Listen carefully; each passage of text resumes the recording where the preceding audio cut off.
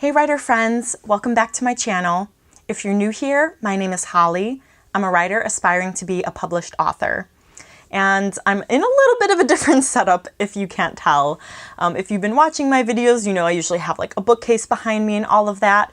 But I am actually in the process of moving. I'm supposed to move in a couple days.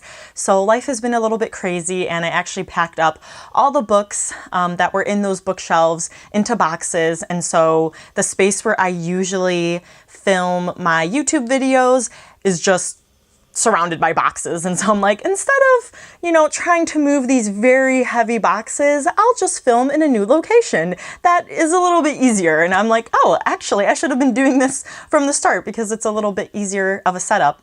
But anyways, in today's video, it's actually maybe good that I'm kind of sitting on the bed, just since I'm doing a real talk. I actually haven't done a real talk video in a long time, and this video in particular is one that I have been wanting to do for a while now, but with just my schedule and just different videos that I've wanted to come out with, it just didn't work out. But like over the past couple weeks, I've like literally been like thinking I need to just like talk to, my writer friends online and just talk about this because it's something that's been on my mind and I really want to, share my experiences with you all. By the way, this is my dog. She is sleeping behind me, and I left the door to the bedroom open so my cat Zuko might jump in. So if you hear any snoring, that is her. And then if anything, you see a black blur zipping by, that is my cat. But anyways, in all serious here, I first want to start off this video with a trigger warning because I will be talking about my experience with anxiety and depression and how it pertains to my writing life. So, if hearing about any of these topics, upsets you, or if you feel like it kind of triggers your symptoms, then go ahead and close out of this video because I don't want you to, feel any of that. But if you feel okay, or maybe if you feel like you will learn something from this video, then go ahead and keep watching. And then the other part is that, these are my experiences. This is my anxiety and depression, and it may look a little bit different from your anxiety and depression. So, hopefully you can learn some of the things that I have done to help, and we can kind of share our experiences and learn from each other. So first, I wanted to go into the history of my anxiety and depression. I haven't had it for very long. I was actually diagnosed with mixed anxiety and depressive disorder last June, so it's probably been about a year. So I guess this is coming at the right time. But yeah, I didn't have these feelings until very recently, I guess, considered recently. But that was the diagnosis that I got from my doctor when I started to feel very anxious about all of the things that I had to do. I, would be so crippled that I would just like not want to do anything at all. And then I just also felt down a lot of days, and that would also make me not want to do anything all day, which would make me feel even worse about myself. So it was just kind of like this, spiral effect. So I went to the doctor about it, and, I had filled out, the form, about depression to see if you had depression, and I didn't quite like hit that, but, I guess with the symptoms and the things that I was telling her, that's the diagnosis that she gave me. So I had actually started on some medication. I took one pill in the morning and one at night because I was having, it wasn't as prominent as during the daytime, but at nighttime I did have some issues that I think stemmed from, my thinking where, I would just wake up at 3 a.m. and my mind would just be racing and thinking about all the things I had to do, or thinking about a specific topic that I was just really anxious about, and I wouldn't be able to fall asleep. So I took a medication that helped me with that. Now, I can't remember exactly when it was, but it was maybe around January, because I was like, this is a new year and a new me. But I wanted to try to get off that medication if I could. Actually, it may have been in the fall. But anyways, I tried to get off the medication. I was able to get off of the nighttime medication, and I was able to cut down the pill that I was taking during the day to half a pill a day. But my journey with weaning off of that was really bad because some people don't like taking medication, and I didn't like that I needed to take it. So that's why I wanted to try to wean myself off of it. But from trying to do that, I realized that, I did need it personally, because I did notice a difference when I started taking the medication, that even if I would kind of feel some anxiety or depressive thoughts kind of creep in, then, that medication allowed me to push through those thoughts and get my stuff done. Whereas before, I would still have those thoughts and feel those things, and it would just be done. I wouldn't do anything. So the medication definitely helped me with that, but I didn't want to rely on it.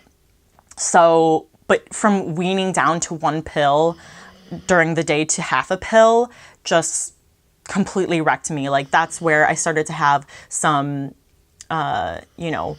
severe anxiety, and it became kind of like panic attacks, where I woke up in the morning and I was just like, I don't want to adult. I don't even want to human today. And I would just like fall to the ground, just sobbing. And then I was sobbing because I was feeling that way and I didn't know why. And I was like, why am I thinking these thoughts? I need the medication. This sucks. Like, why can't I just do this on my own? And then I was frustrated with myself. So there were a couple days where, maybe like, I think there were twice where, it was twice rather, that I had to call off of work because I just was so panic stricken that I just couldn't function. And I was like, I can't imagine going to work and having to deal with people and talk to them and pretend like everything's okay. Like, usually I'm pretty bubbly and chippy, is that a word? Chipper? Peppy, I don't know. I think I'm making words up. I'm pretty positive at work because a lot of my patients, as a physical therapist, they're in a lot of pain and they don't want to be coming to therapy. So I usually try to have a positive attitude. But, when I'm super anxious and having a panic attack, I can't fake it. I'm very good at hiding my emotions and putting on a good front, but I can only do that for so long. So anyways, I still need to take that half a pill, but, at least I know that that is helping me. Now, as far as, how this anxiety and depression affects me, I'll kind of talk about before I started taking the medication and then after I started taking the medication, how it's affected me. So before I started taking the medication, it's kind of weird. Like, I don't want to blame my writing life on these things, but I feel like, maybe these things were innate in me and writing kind of brought that out. Because when I was writing and working on my first novel, I had severe anxiety that I usually, didn't feel.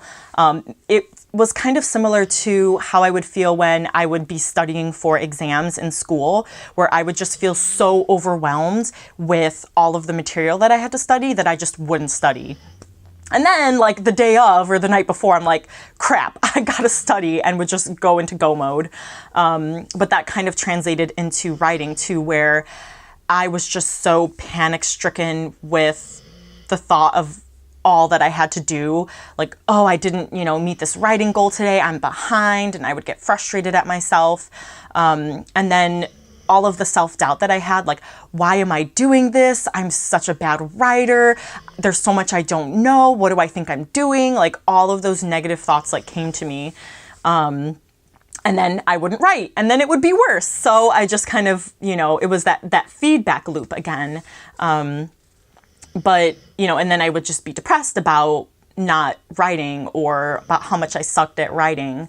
But throughout the months and becoming more a part of the online writing community, that's when I realized and learned that, writers and authors who are successfully published, very successful, published multiple books, like, they still have their self-doubt and they still have their struggles as a writer. And that's something that kind of helped me and kind of calm down those anxious and depressive thoughts.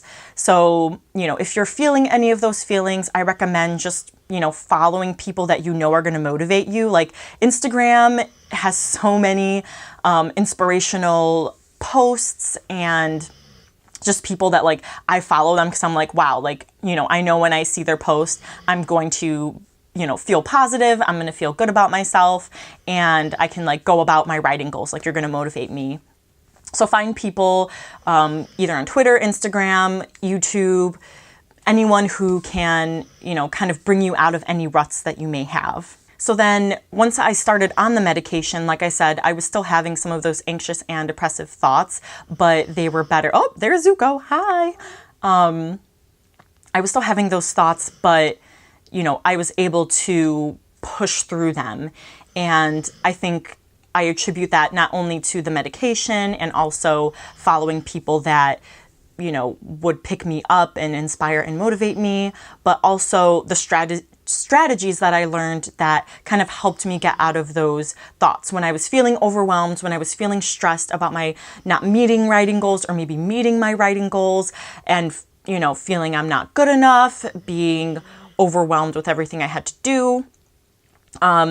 Yoga and meditation have been very vital for me.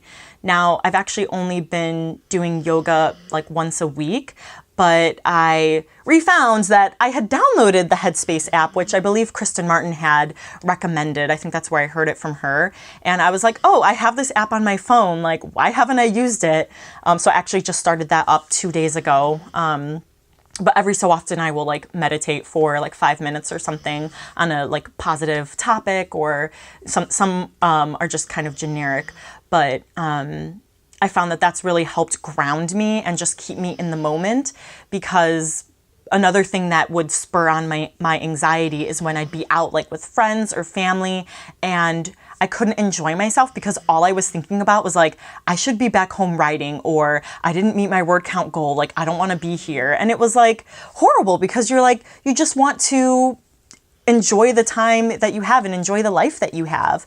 So I feel like, you know, meditating and doing yoga just helps you, you know, look within yourself and just focus on, you know, the present moment. And that kind of, you know, calms my anxiety and depression and just kind of kicks that out the door.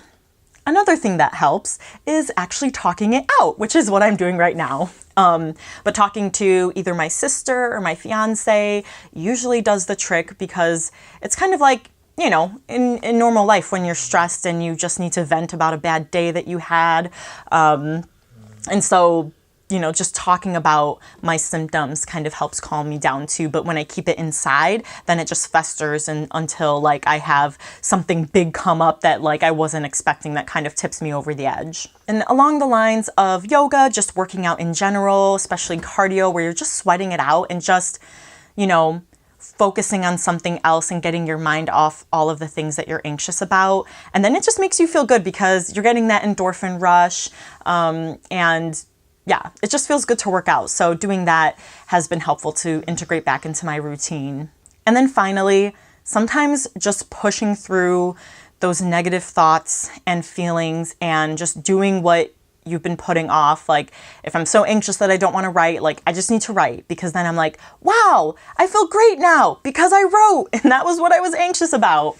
So sometimes it is just, you know, sucking it up. I tell myself like, suck it up, buttercup, and just do it, because this is what you want to do. You want to be a writer, you want to be an author. And, you know, I feel like, I know some people may say like, well, why do you want to be a writer or author if you're like, you've got this anxiety and depression that, you know, worsens because of all these writing related things. But I feel like a lot of my stresses come from me just not having the time and energy to devote to it. So like one day my goal is to be able to do this full time, and hopefully then, you know, those thoughts will kind of ease, and who knows, maybe I can get off of that medication. But I would still be working out, talking to people, doing yoga and meditation and working out. And just pushing through any ruts that I have, because all of those are good tips, you know, just to push through any ruts anyway, even if you don't have anxiety and depression. All right, you guys, that's it for this video. I hope you found this topic helpful. Please let me know in the comments below if you suffer from anxiety or depression or any other mental disorder and the things that you do to try to help combat that. I would love to hear your thoughts, and you can share it with other people that can learn from your experiences as well. And also let me know in the comments below if there's any real talk videos that you would like me to do a topic on. I have a couple in mind, but these are just chatty videos about, the struggles and, kind of hidden things that a lot of writers or even author tubers don't really talk about as much. So go ahead and leave me a comment if you have any ideas or topics that you would like me to cover.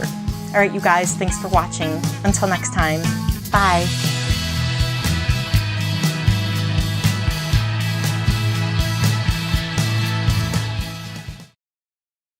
And let me know in the comments below if you have any ideas of any real talk videos. Oh my God, my cat is trying to jump on the light. No, Zuko, you're doing it right at the end. He couldn't wait like 2 seconds. Oh my God, you're gonna knock everything over. Anyways, I'm so sorry. Oh my God, Zuko! No, Zuko, stop!